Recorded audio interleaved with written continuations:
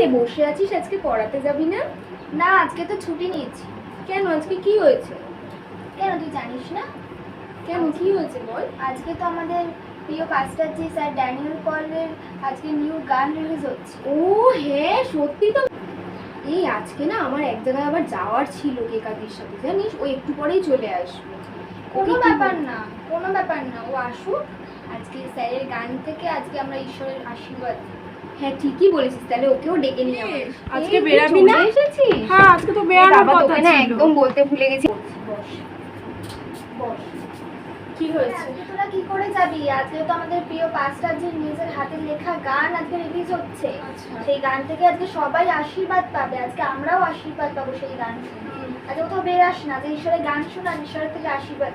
এটাই তোকে বলছিলাম। ঠিক আছে, যাও না, আজকে ঈশ্বরের গান শুনবো আর আশীর্বাদ নেবো। হ্যাঁ ঠিক আছে। প্রেজ দ্য লর্ড, জয় যিশু সকলকে। তাহলে ঈশ্বরের সন্তানেরা, আজকে আপনারা সবাই রেডি তো ঈশ্বরের আশীর্বাদ নিতে? আমি তো চলেই এসেছি ঈশ্বরের আশীর্বাদ নিতে, আপনারাও চলে আসুন। পাস্টারজি রেভারেন্ড ড্যানিয়েল পলের লেখা ইয়াকে স্তুতি করো, এই সামর্থ্য ভরা গানটির মাধ্যমে আপনারা ঈশ্বরের আশীর্বাদকে গ্রহণ করুন।